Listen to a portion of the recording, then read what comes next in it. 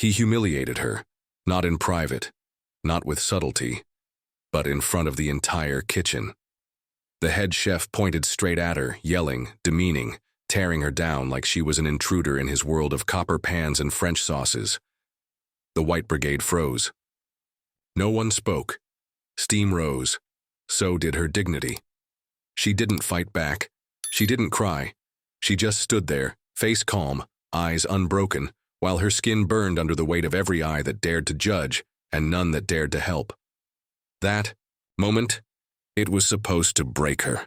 But what they didn't know was that she would come back, not just to prove them wrong, but to build a kitchen where no one like her would ever be shamed again. This is the story of Grace Johnson, the black chef they mocked, the woman they fired, the name they whispered behind closed doors, until she made sure the whole world said it out loud.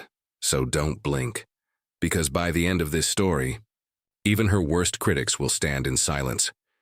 And if you believe in justice served hot, subscribe now, and tell us where you're watching from.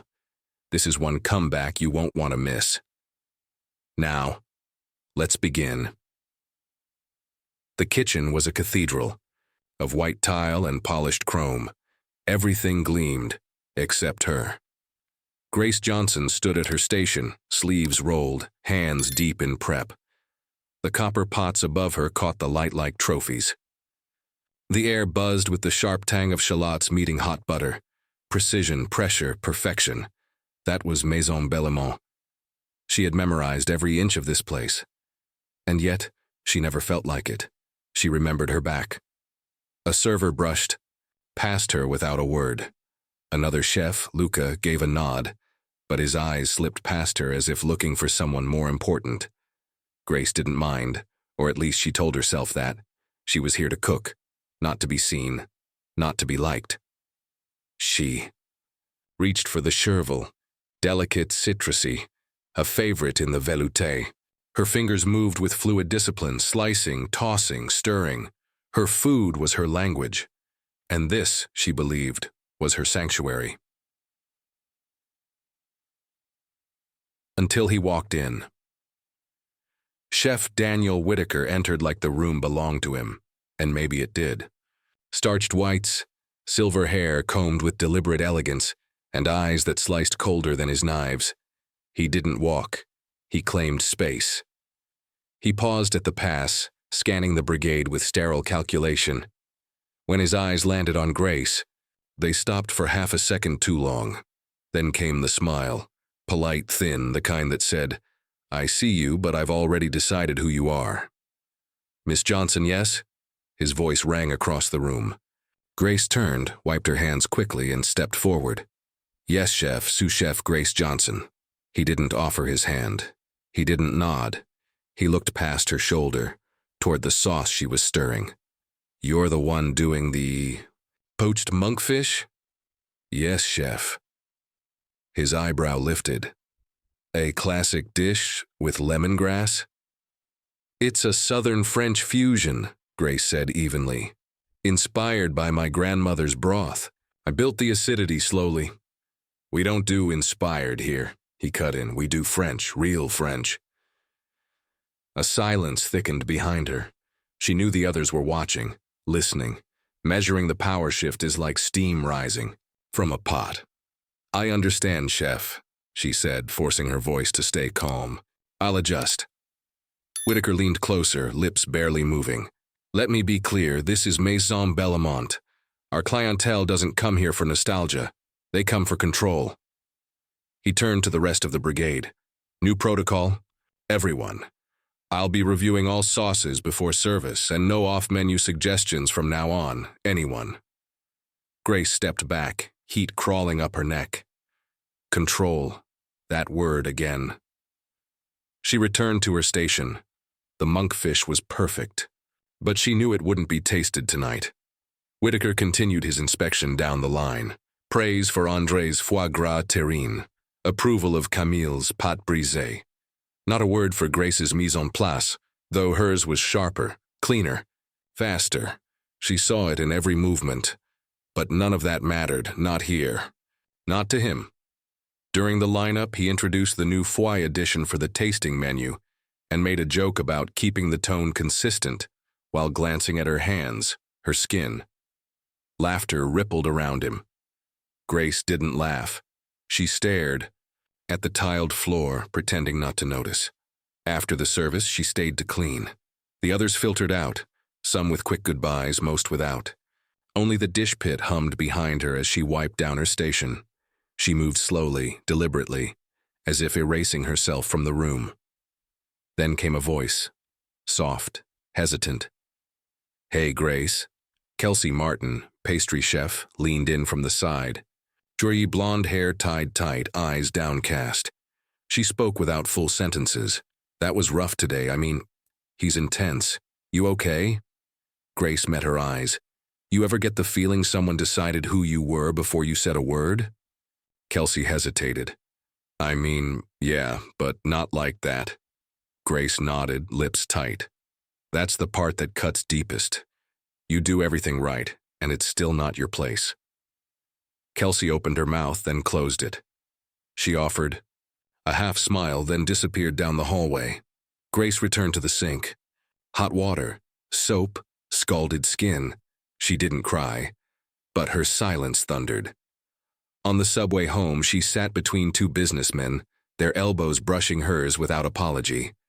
No one met her gaze. Her apron still smelled of tarragon and sweat. When she stepped into her apartment, her shoulders dropped a fraction. She was met by dim lamplight, a whirring fan, and the soft hum of Ella Fitzgerald playing in the background. David sat on the couch, a laptop open in front of him, half reading, half waiting. "Rough night?" she asked gently. Grace nodded, slipping off her shoes. "Chef Whitaker, first full day." David closed the sketchbook, set it aside. "Let me guess, he's polished, poised, and full of it?" "He's methodical, controlled, efficient." "And racist?" David's voice was quiet, sharp. Grace paused. "He doesn't have to say it. He just makes sure I know this isn't my place." David stood, pulled her into a hug, strong and steady. "You don't need his permission to exist where you belong." "I don't want to exist," Grace said. "I want to matter. I want the dish to be served, not dismissed." David kissed her forehead gently. "Then keep cooking, even if it's just for yourself, especially then." Grace nodded, breathing her husband in. Lemongrass, paint, home. Later that night, as she and David lay in bed, Grace stared at the ceiling. She replayed every word, every pause, every smile that didn't reach his eyes.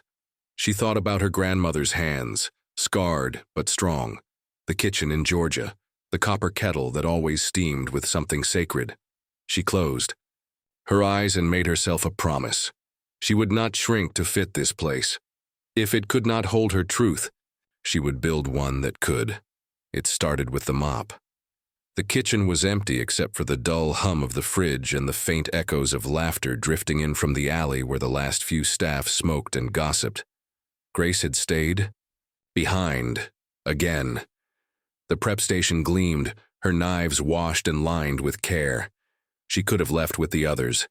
But when the closing checklist somehow landed on her station 3 nights in a row, she understood the unspoken message.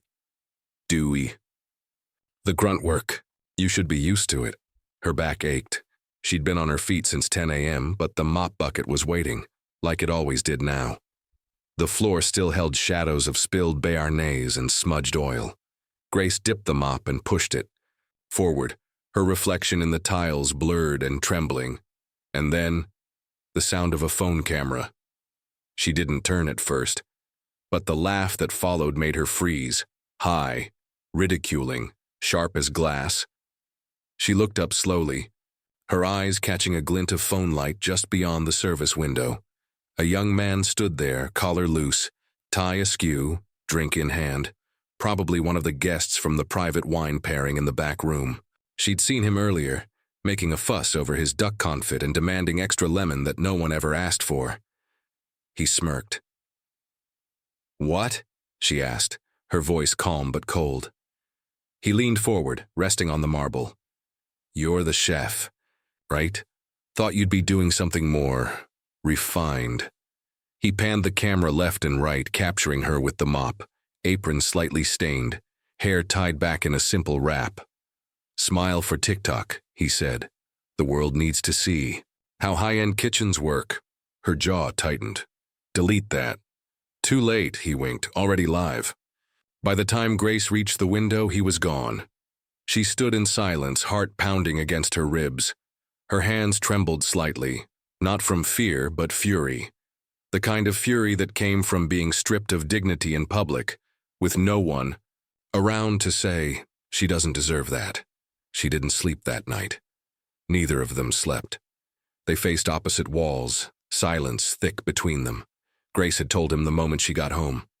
And David had wanted to drive to the restaurant, to the man's house, to anywhere the injustice could be reversed. But Grace only said, no, they just call me emotional. The video hit 30,000 views by morning. By noon, it was over 400,000. The caption read, when the diversity hire ends up on cleaning duty. Hashtags in fine dining reality, wrong chef or janitor, know your place. The comments were worse. They always fall back to what they're good at. Well, she looks like she's in the right role now. This is why Michelin doesn't mix with soul food. She stopped reading after the first dozen, but David couldn't. Her face twisted with every line, rage burning in her throat. Why aren't they taking it? Down! David snapped, pacing their small kitchen. Grace sat still at the table, a cup of tea untouched before her. Because they don't care, she said quietly. They'll care if I make a scene. Then I'm the angry black woman, the stereotype. Writes itself. David knelt beside her. Then let me be the angry one. But Grace only shook her head. Her fight didn't look like rage. It looked like stillness so strong it couldn't be broken. By dinner service, the video had cracked 1 million. Management called her in. The HR office was a glass box beside the linen room, always cold, always full of neutral tones and fake sympathy. Grace sat on one side of the table. On the other side sat Vincent, the general manager, and a woman named Dana from PR. Dana smiled too much. Grace, Vincent began, adjusting his tie with theatrical weariness. We're aware of the video. It's unfortunate. Very unfortunate. Dana leaned forward. We just want to make sure you're okay. Are you feeling supported? Grace didn't answer. Vincent continued. Look, we're handling it internally. But for now, we ask that you don't post anything about it. Don't engage. We don't want this turning into anything larger than it already is. Dana slid a document across the table. It's just a standard media release form. Agreement to confidentiality, non-response, etc. Just to keep everyone safe. Grace stared at the paper, then looked at them. You're not taking it down, she asked. Vincent exchanged a look with Dana. It's already been downloaded, shared. The damage is done, Dana said, carefully. We think the best thing now is to move on quietly.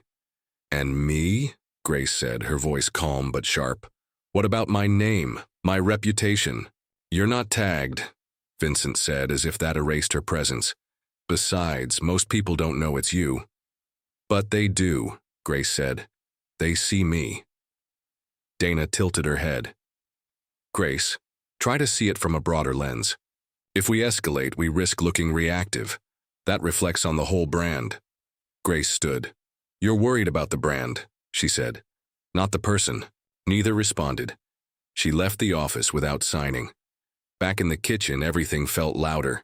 The clang of pans, the hiss of steam, even the quiet comments that weren't meant for her ears. Kelsey walked past and whispered, I'm so sorry, Grace. Grace gave a tight nod. Camille, one of the new line cooks, avoided eye contact altogether. By week's end, the video had spawned parodies, edits with music, stitch clips mocking her walk, her silence.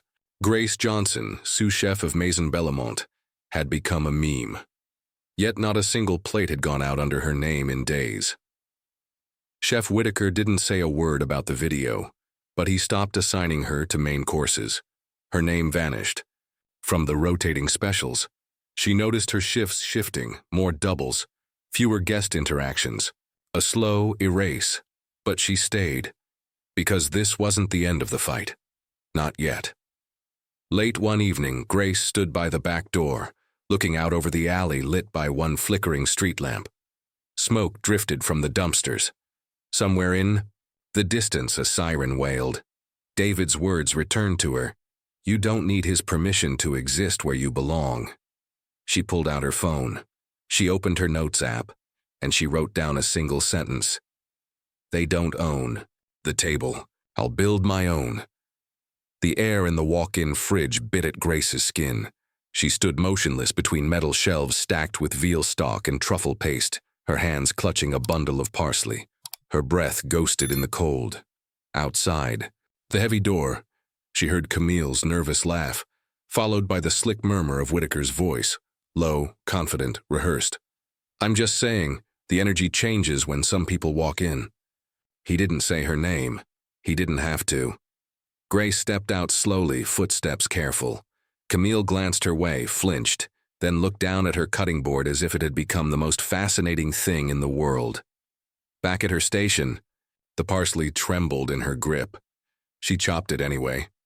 The motions grounded her, clean, sharp, measured, like a ritual that made sense when the rest of the world didn't.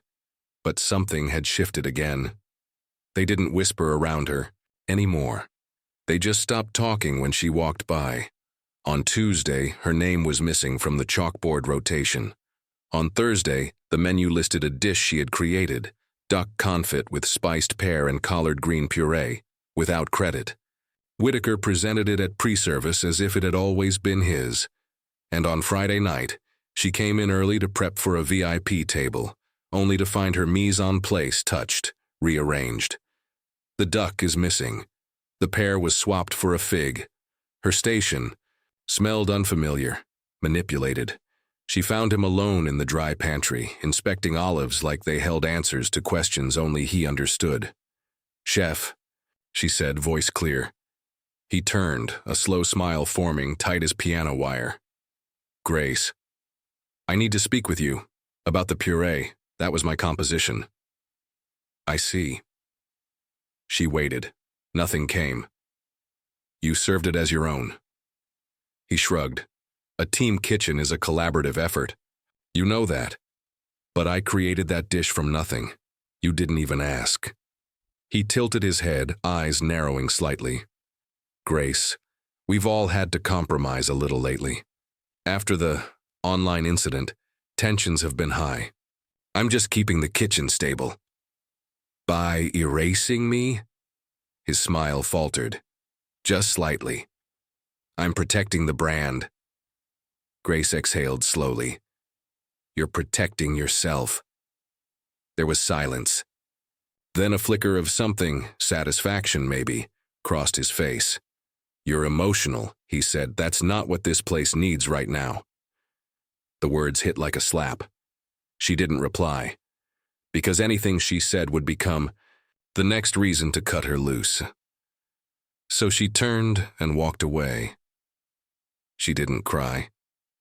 Not until the next day, when she arrived to find a typed letter in her locker, folded neatly, signed by Vincent. Not even hand-delivered. Effective immediately, we are terminating your employment. Thank you for your service. We wish you well. No conversation, no explanation, no face-to-face. Grace stared at the paper. Her hands were steady, but her chest ached with something hollow and sharp, a silence that screamed. Kelsey approached slowly, eyes wide. Grace, what happened? Grace handed her the letter without a word.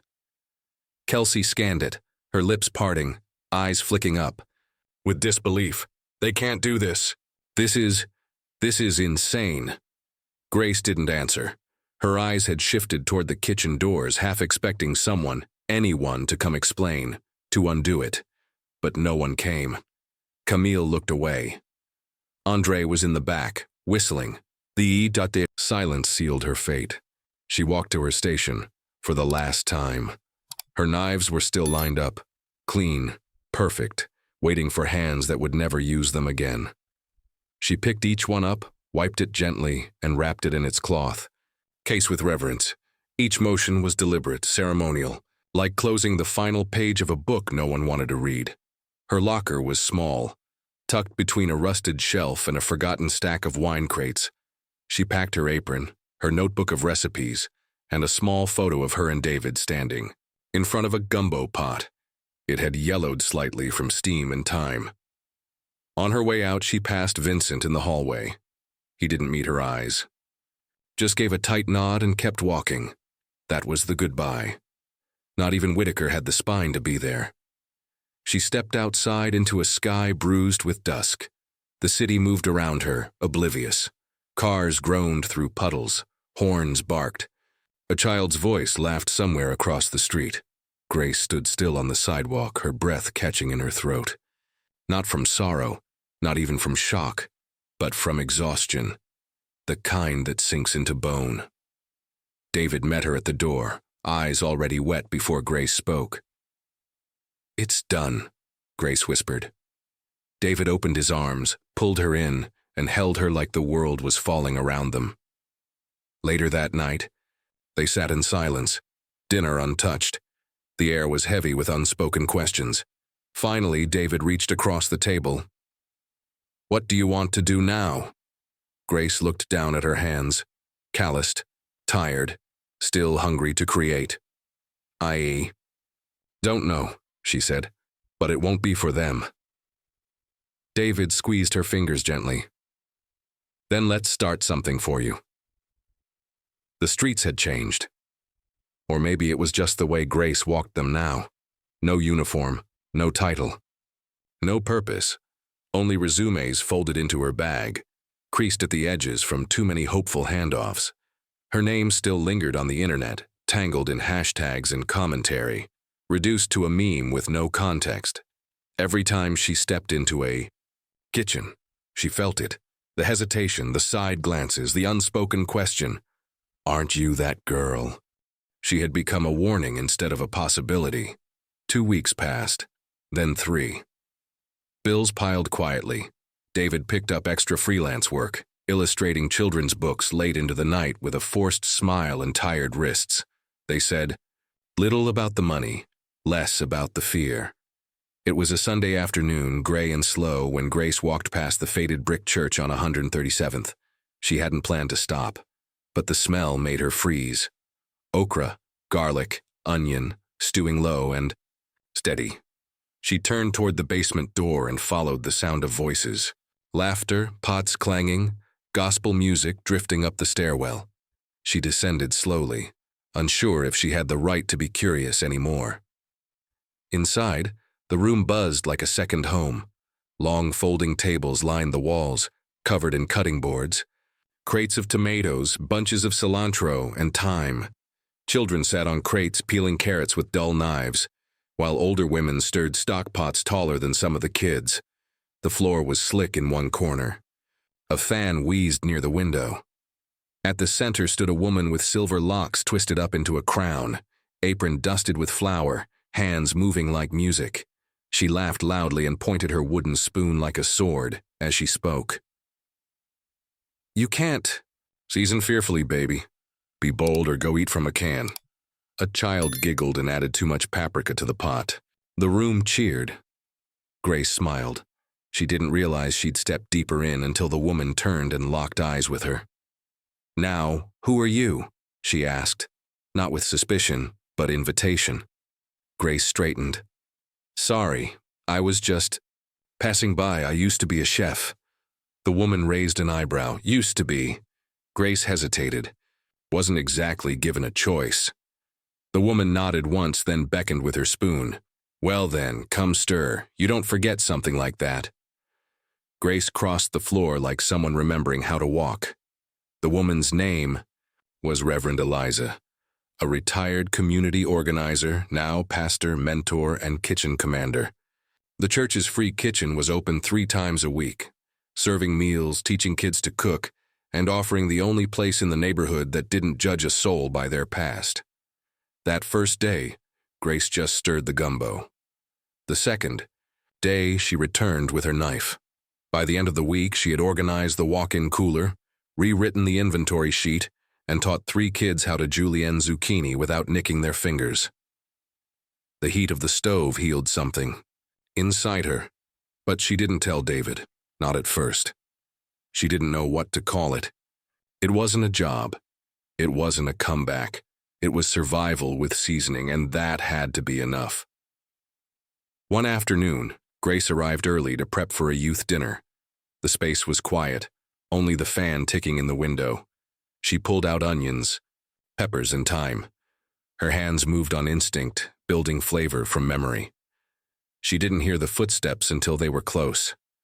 Behind her stood a woman in a navy pantsuit, hair sleek, phone in hand. Her heels were too clean for this kitchen, but her eyes were hungry. "You're Grace Johnson, aren't you?" she said. Grace froze. Her stomach turned. "Depends who's asking." The woman extended her hand. "Margaret Hayes, editor-in-chief, The Table. I was at the Dine for Justice panel last year. You spoke about legacy and food and how recipes carry grief. You probably don't remember." Grace blinked. She did, vaguely. Margaret had asked a question, then left without saying goodbye. "You've got a reputation," Margaret continued. "Some of it earned, some of it manipulated." Grace crossed her arms. "If you're here for a quote, I don't do interviews." "I'm not," Margaret said. "I'm here because my godson volunteers here. Said there's a woman downstairs who makes chicken and dumplings taste like an apology. You didn't know you needed." Grace snorted. "Sounds about right." Margaret stepped closer. "I watched you just now, the way you moved. You still cook like someone who believes." "I do." "Then why are you hiding?" Grace's jaw clenched. "Because no, one wants a scandal in their kitchen." Margaret's expression softened. "Then maybe it's time we stop letting other people define what a kitchen is." Grace said nothing, but something shifted.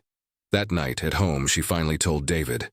Over bowls of leftover stew, she spoke about the church basement, the kids who called her Chef G, and the woman who said seasoning required courage. David listened with quiet pride, nodding at every word. "So," David said, spooning more into her bowl, "are you going back tomorrow?" Grace nodded. "Yeah, but I'm not just going back." She pulled out her notebook. Inside were pages, ideas, sketches, and menus. A name circled 3 times, Hearth and Heritage. David leaned over her shoulder. "Is this what I think it is?" Grace looked up. Her eyes no longer held exhaustion. They burned. "I'm tired of asking for space," she said. "It's time to build my table." The invitation came on a folded piece of linen paper, left quietly at the church basement table. No signature, just an address, a date, a time. Grace stared at it for a long moment, her fingers running over the edges. The handwriting was clean, deliberate. She recognized it instantly. Margaret Hayes. David leaned over her shoulder as they stood in their small kitchen that night. "You gonna go?" Grace didn't answer right away. Her eyes were locked on the address, a brownstone. Near Central Park West, upper tier, old money, a world that had once turned its back on her with a smile. David waited. Grace finally nodded. "If she's serious about helping, I need to know what that means." So that Thursday, Grace dressed in quiet armor, black slacks, soft navy. Blouse, no apron. Her knife roll stayed home. This wasn't about cooking, yet. The brownstone had high windows and a heavy brass door. A doorman gave her a quick nod as he opened it. Inside, the hallway smelled of lavender and old wood. Paintings lined the walls, landscapes, abstracts, not a single portrait in sight. Margaret met her at the top of the stairs. "Grace," she said with a warm smile, "come in." She led her through a sunlit study filled with cookbooks and travel journals, then into a dining room with a long walnut table set for 2.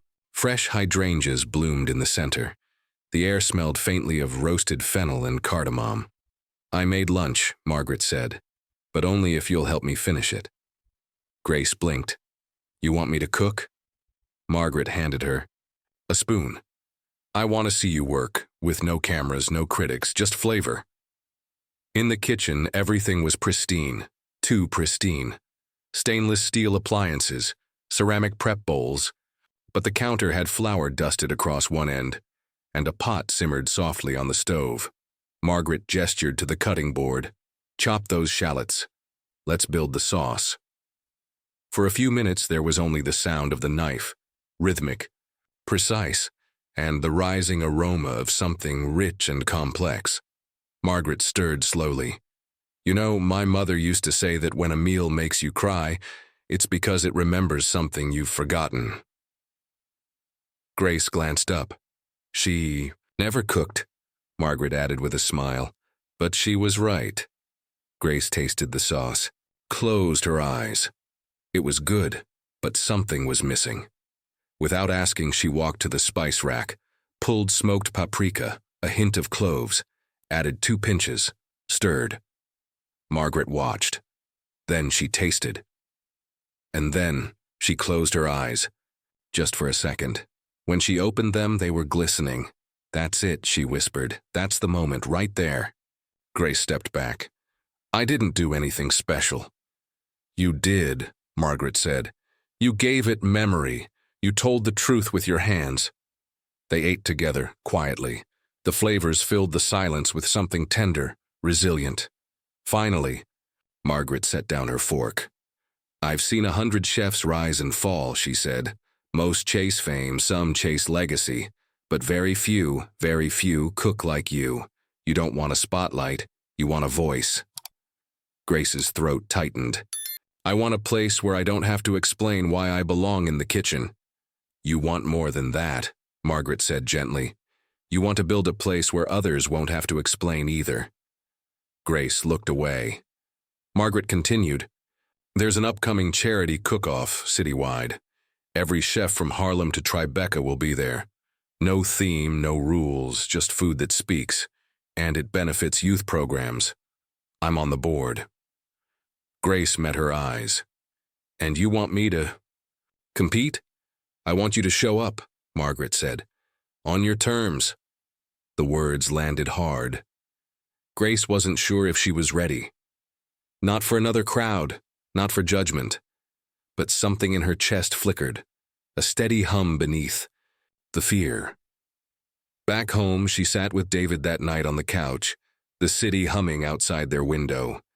She told him everything, the house, the sauce, the invitation. He smiled and pulled her in. "You already know the answer," he said. Grace nodded. She didn't sleep much that night. Her mind was racing, combinations, textures, ingredients. Dawn. She stood in the kitchen, barefoot, apron tied around her pajamas. She pulled out her grandmother's gumbo pot and lit the stove. She didn't need a plan. She needed a story. Throughout the day, she scribbled notes, crossed them out, rewrote, tasted, and adjusted. Everything she cooked had a memory sewn into it. Fried okra from childhood summers, bourbon-glazed carrots from the first dish she made for David, and smoked red snapper, inspired by her grandfather's Sunday grill-outs. By nightfall, her notebook was filled with ideas. But one dish kept coming back, seared redfish on a bed of roasted corn and collards, with a glaze of cane syrup and black garlic. It tasted like an inheritance. The next week, she practiced every night after her shifts at the church. Reverend Eliza loaned her the industrial stove. Kids watched in awe as she plated with tweezers, adjusted seasoning with instinct. "You making food for kings, Chef G?" one boy asked. She smiled. "I'm making food for anyone who thought they didn't deserve it." The day before, the cook-off, she stayed up till 2 prepping spice mixes, marinating fish, and ironing her chef's coat. David scribbled a small note and tucked it in her knife roll. "They'll taste your soul, and they'll never forget it." Grace didn't cry, but her hands lingered on the paper longer than she meant them to. The morning of the cook-off, Grace stood at the edge of the venue, knife roll in hand, staring at the double doors that led into a space she hadn't entered in over a year, the grand atrium of the Metropolitan Food Hall. Marble floors, crystal lighting, walls draped with banners that read, "Dine for Justice, Taste the Story." Inside, the city's finest chefs were already prepping. Stalls lined the room like battle stations, each draped in branded linen. French brass kitchens, Japanese minimalist setups, wood-fired ovens crackling with imported oak. Sponsors bustled. Judges circled with clipboards and tailored blazers. Every face seemed familiar. Faces that had once looked through her, or worse, laughed behind her back. David stood beside her, fingers gently pressing into Grace's palm. "You good?" "No," Grace whispered, "but I'm ready." They stepped inside. Their station was in the back, bare, stainless steel, without the shine or spectacle of the others, just a simple black sign with white lettering. Grace Johnson, Independent. No title, no restaurant, just her name. She unpacked slowly, laying out her ingredients like sacred objects: red snapper, roasted corn, braised collards, black garlic, cane syrup, and a few spices passed down from her. Grandmother's tin, rusted but still fragrant. Across the room, laughter rang out. Grace turned and froze. At a corner booth surrounded by media and flashing cameras stood Chef Daniel Whitaker. He hadn't seen her. Yet. He was dressed to impress. Custom whites, monogrammed cuffs, a PR team circling like flies. His station boasted truffle foam, microgreens, and edible gold. Everything she remembered. Everything that made people forget what real flavor tasted like. David touched her shoulder gently. "Ignore him." Grace said nothing, but her grip on the fish tightened. Soon a chime rang through the atrium. Margaret Hayes appeared on the judge's platform, microphone in hand. "Welcome, chefs and guests," she said, her voice clear. "Today isn't just about excellence, it's about truth, about the story behind every plate. So cook boldly, cook honestly, and let the food speak for itself." Then the timer began.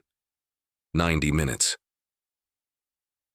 Grace moved like a current, silent, focused, deliberate. Heat rose, pans clanged. Her station was a quiet storm of motion. She roasted the corn until it blistered and bled sweetness, sautéed collards in duck fat and vinegar, and seared the red fish skin down until the crackle told her it was right. No timers, just instinct. Around her, other chefs worked in teams. Sous chef plated, PR agents hovered, camera crews whispered, but Grace stood alone.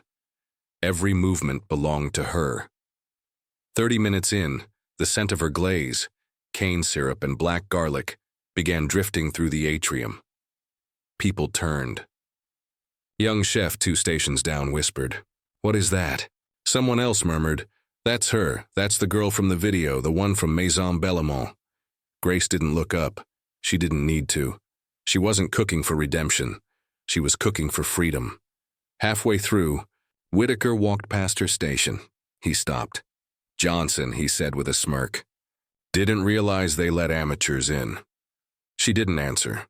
He leaned slightly closer. "Careful with the sugar. Wouldn't want it tasting like a barbecue now, would we?" His words slid off her like oil on steel. She plated. The dish was simple. A fillet of seared redfish resting on roasted corn puree and braised collards, glazed in black garlic syrup, garnished with pickled shallots and a dusting of burnt paprika. It didn't sparkle. It didn't shimmer. It glowed. Time was called. Servers carried the plates to the judging table. Chefs, writers, a few celebrities, and in the center, Margaret. They moved slowly, tasting one dish after another. Notes, nods. Sometimes a polite smile. Sometimes nothing. When Grace's plate landed in front of them, the room seemed to still. Margaret's eyes met hers across the space. She took one bite, then another. She set down her fork. "What is this dish called?" one of the judges asked. Grace stepped forward. Her voice didn't shake. It's called The Inheritance. Another judge, older, leaned forward. What's the story? Grace swallowed. It's the taste of Sunday afternoons on a porch in Georgia. It's what my grandmother made when she couldn't afford a roast, but still fed a whole neighborhood. It's the memory of not being seen but still showing up with something beautiful. It's the reminder that my roots aren't something to hide. They're where the flavor lives. No one spoke. Then Margaret stood and clapped. One by one, the others joined. Applause rolled through the room. Not polite, not performative. Real. Whitaker didn't clap. He didn't even look her way. He already knew. At the closing ceremony, names were read. Chefs were thanked. Brands applauded. Then Margaret stepped forward again. This year, she said, the judges have decided to offer something more than a title. We are awarding one chef the opportunity to develop a concept, fully funded. Fully supported because sometimes the right dish doesn't just impress, it moves. She paused. Grace Johnson, will you join me? The room erupted. Grace froze. David whispered, Go. She walked slowly to the stage. Margaret turned to her, eyes shining. I meant what I said. Your food told a story we all needed to hear, and it's time the city listens. Grace couldn't speak, so she nodded, and the crowd stood. That night, Grace returned home with the trophy in her bag and fire in her bones. She unpacked in silence. Her apron still smelled like collards and cane syrup. She held the knife she'd used all day and stared at the edge. Sharp, steady, hers. David appeared behind her, arms wrapping gently around her waist. You did it, she whispered. Grace leaned back into him. No, she said softly. I started. The building still smelled like lemon oil and ghosted arrogance. Grace stood outside the former Maison Bellamont, staring at the locked glass doors like a mirror to her past. The windows were papered over. A faint outline of the old gold-lettered sign remained, a shadow of a name that had once erased her own. David stepped beside her, arms folded, gaze locked forward. You sure about this? Grace didn't answer. Immediately, her hand moved to the key in her coat pocket. A silver shape, simple, smooth, powerful, not just to a door, but to a legacy. No one could take this time. She turned it slowly in the lock. Inside, the restaurant was a tomb, cold, empty, stripped of its shine. Chairs stacked. Tables are covered in plastic. Dust settled on stainless steel like judgment. The air was stale with history. But Grace didn't flinch. She walked across the tiled floor with quiet authority. Her heels clicked like punctuation. Each step is a reclamation. Each breath is a reminder. I belong here now. Margaret arrived 20 minutes later with blueprints and a leather notebook stuffed with scribbled suggestions. Mr. Lee followed, the quiet investor who had written a check without asking for a pitch, a retired tech executive who believed flavor said more than a resume ever could. He smiled at Grace as she gestured to the room. I want it warm, she said. Not sleek. I want color. Wood. Brass that isn't too polished.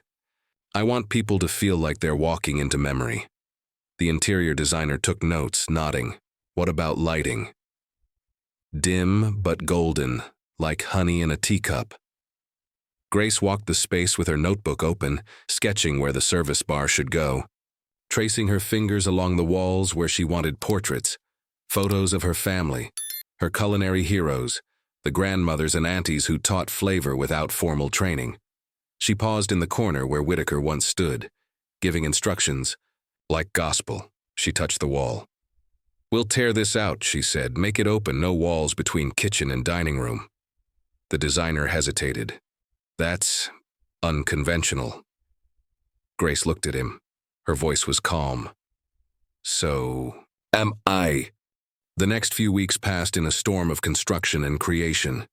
Every morning began with sawdust and blue tape.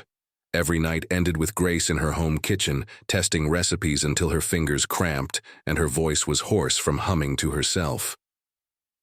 David documented everything. Photos of paint chips, photos of Grace in a hoodie covered in flour, photos of the first mock plate, duck with citrus molasses and collard reduction. They argued over the name, but Grace never wavered. Hearth and heritage. Because warmth and roots were everything. When the sign was finally installed, burnished bronze on reclaimed wood, Grace cried. Not from weakness, from arrival. Hiring staff was its quiet war. She interviewed every candidate personally, not just for skills, but for the soul. She chose a former dishwasher who knew his way around fermentation, a pastry chef who had been overlooked for years for being too southern, a young Somali line cook who had never worked in fine dining, but plated like an artist. She didn't ask where they'd failed. She asked what they loved. And when she trained them, she didn't lecture. She cooked beside them. She showed them her grandmother's gumbo recipe, not written, just felt. She taught them how to roast garlic until it whispered, how to balance vinegar with silence, how to listen to the food when it didn't turn out right. One night, they stayed late testing oxtail ravioli with fried sage. Grace watched as the ice go. Team debated textures, swapped ideas, and even challenged her to swap the bechamel for plantain cream. She let them, because this wasn't just her kitchen. It was ours. The soft opening was invite only. No influencers, no press, just community, church members, neighborhood friends, food bank volunteers, and 3 kids from the cooking class who had written "Chef G is magic" in chalk on the sidewalk. The room buzzed with life. Music drifted from a hidden speaker, jazz with a gospel undercurrent. Candles flickered on mismatched ceramic plates. The scent of stewed peaches and marinated lamb filled the air. Grace stood at the pass, watching her staff move with joy. Not fear, not perfection, but grace. Margaret sat near the back, sipping. Sweet tea, eyes gleaming. Mr. Lee watched silently, nodding every few bites. David wandered the floor, making sure everyone had enough cornbread. And in the middle of it all, Grace plated. One dish at a time. Every movement is grounded. Every garnish is intentional. Every sauce has a story. Near the end of the night, a woman approached her station, older, dignified, eyes sharp. She didn't speak at first, just tasted the redfish. Then she looked up. "You made this?" Grace nodded. The woman smiled. "This tastes like something I thought we'd lost." Grace didn't have words. She just placed another plate. Later, as the team cleaned and hummed, Grace stepped into the empty dining room, now golden with candle smoke and laughter residue. She touched one of the tables, felt the worn wood, the pulse of possibility. David appeared behind her. "How do you feel?" Grace exhaled. "Like I came home. Finally." David pulled her close. "Then let's build the kind of home others can walk into, too." Grace looked around one last time. She thought about the kitchen that once dismissed her, the cameras that turned her into a joke, the silence that used to greet her ideas. Now they'd taste her soul, and they'd come back for more. The Bellamont name still hung above its door in brass, but it no longer shimmered. A thin film of grime dulled its edge. The letters had lost their pride. Daniel Whitaker sat, alone in the corner booth, staring into a glass of unopened burgundy. The bottle had dust on the label. He didn't bother to wipe it off. The dining room was half lit, nearly empty. No music played, no laughter echoed. The silence tasted like failure. He glanced toward the front. Only 2 tables occupied, one older couple sipping soup, one businessman typing between bites. The servers moved slowly, no urgency, no warmth, just routine.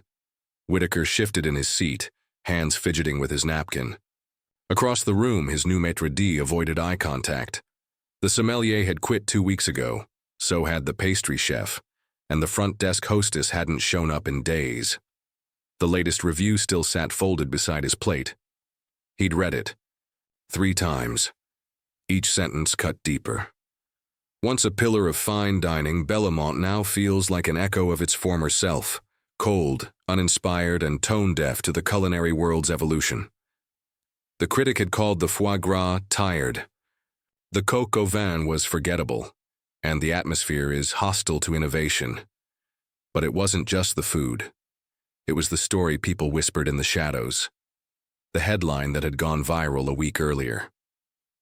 From fired to fire, Grace Johnson's rise and Bellamont's bitter decline. Grace. He hadn't said her name aloud in months, but he thought it every day. Her restaurant had become the talk of the city. Hearth and Heritage was booked weeks in advance. Every article praised her flavors, her leadership, and her philosophy. She was no longer that chef from the video. She was the chef who changed the rules. And he, once the standard of excellence, was now a relic with rotting edges. He had built walls around his kitchen. She had torn them down. He had silenced voices. She had passed the mic, and the world had chosen. He didn't notice the man approaching until the shadow loomed across his table. "Chef Whitaker," the voice said, flat and practiced. "Can we speak privately?" It was the Bellamont investor, Edward Crane, pale suit, tighter eyes. Whitaker gestured to the booth. "Sit." Crane didn't. "I won't take long. You know why I'm here." "I've made adjustments. New menus. Seasonal touches." "No one cares about seasonal menus anymore," Crane cut in. "They care about meaning, connection. You've lost that." Whitaker's voice stiffened.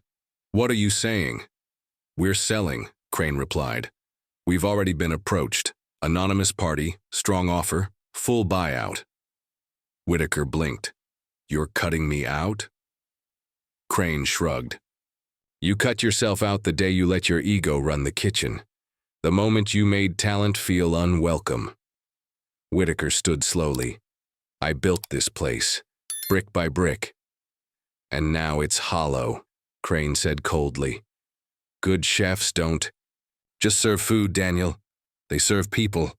With that, he turned and left.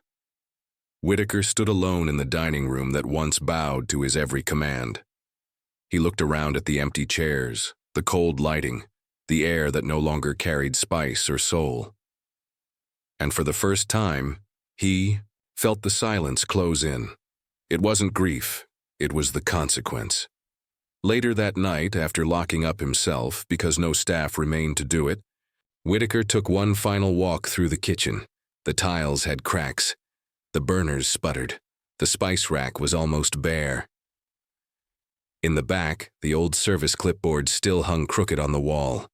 He stepped closer, stared at a faded note, scribbled in pencil, "Lemongrass broth, too bold for the house but unforgettable." He froze. It was hers. He remembered now. She'd written it on a prep night when she dared to push the boundaries. He had dismissed it. Dismissed her. His hand moved slowly, pulling the note down. He held it like an apology he'd never speak. Across town, Hearth and Heritage was alive. From the sidewalk, you could see the open kitchen glowing with firelight. Guests laughed over short ribs and candied yams. Grace stood at the pass, sleeves rolled, hair pulled back, eyes focused. She wasn't watching the past. She was feeding the future. The first snow of the season fell in silence. From inside, Hearth and Heritage, the city outside, looked soft, hushed under a blanket of white. The dining room glowed with amber light. Steam rose from ceramic bowls. Laughter pulsed like a second heartbeat beneath the jazz humming through the speakers. Grace stood behind the pass, her fingers gently brushing a sprig of thyme across a plate. Tonight was different. Not louder, not busier, just fuller. Reverend Eliza sat at table 2, surrounded by kids from the church kitchen. David moved gracefully among the tables, offering second servings of buttermilk biscuits that had vanished too quickly. Margaret and Mr. Lee toasted quietly near the bar, watching Grace like parents at a graduation. The door opened. Cold air swept in. A figure stepped forward, taller now than she remembered, somehow smaller too. Chef Daniel Whitaker. He stood by the entrance alone, eyes flicking from table to table, until they landed on her. He looked thinner, paler. The starch of arrogance washed from his posture. Grace didn't move, didn't blink. He stepped forward, slow and measured, like someone unsure of the ground beneath his feet. A hostess approached, uncertain. Grace raised one hand, just a small gesture, and the hostess stepped aside. Whitaker reached the counter, stopped. The noise in the room faded behind the rush of memory. The prep kitchen, the silence, the dismissal, the paper in her locker. He looked around at the warmth, the joy, the aroma that wrapped itself around the guests like memory made real. Finally, he spoke. "This place," he said softly, "it's remarkable." Grace tilted her head slightly. "Is that why you're here?" He didn't answer. His hand hovered over the brass railing between them. "I came to see what I missed," he admitted, "and what I ruined." Grace stayed quiet. "I read the latest piece in the Table," he continued, "about your partnership program, the community dinners, the mentorship kitchen in the Bronx." His voice faltered. "I thought I was building a legacy," he said. "But you built something that matters." Grace placed a linen over a finished plate. Her voice was calm, not cold. "You built walls. I opened doors." He nodded, not in defense, but in defeat. "I was wrong," he said. "And I see that now. I pushed you out because I was afraid of what I didn't understand. You didn't fit my idea of a chef. And you didn't care to expand that idea," she said. Another pause. Then Whitaker looked down, breath shaking. Slightly, "I lost everything." Grace's hands were still. "I lost more than a job. I lost my name, my dignity. You made me small in a room I helped hold up." "I know," he said, "and I came to say, not sorry. That's too easy. I came to ask, what can I do now? How do I rebuild?" She studied him and saw not the man who once ridiculed her dishes, but someone cracked open, someone trying. Behind her, a server called for garnish. Another ticket rang. Grace didn't look away. "You start by listening, then you teach others not to become what you were." Whitaker nodded slowly. "I can do that." Grace wiped her hands on her apron. "There's a community kitchen on Lenox. They need someone who can teach the basics. Knife skills, mise en place, humility." A flicker of surprise passed across his face, then relief. "You'd trust me with that?" "No," Grace said plainly, "but maybe the kids will." A beat passed. Then she reached under the counter and handed him a small folded card. A name, an address, a time. He held it like a chance he didn't think he'd deserve. Then he stepped back. Before he left, he looked around one more time. "This place, it feels like forgiveness." "No," Grace said, her voice steady. "It feels like the truth. Forgiveness is something you earn." And with that, he left. The door shut softly behind him. Grace turned back to the kitchen. Steam rose again. Plates stacked. Laughter returned. David caught her eye from across the room and smiled. Grace breathed deeply. The scent of roasted tomato and basil filled her lungs. Not bitterness, not pride, just warmth. The warmth of a fire built from everything they tried to burn. If Grace's journey moved you, made you reflect, or reminded you of someone who just needed a chance, drop a comment below. We'd love to hear your thoughts, your stories, or even just one moment that stayed with you. And if you believe more people need to hear stories like this, ones about strength, healing, and the power of standing tall, feel free to share. To me, thank you for spending your time with us. Until the next story, stay kind, stay bold, and keep your fire burning. See you soon.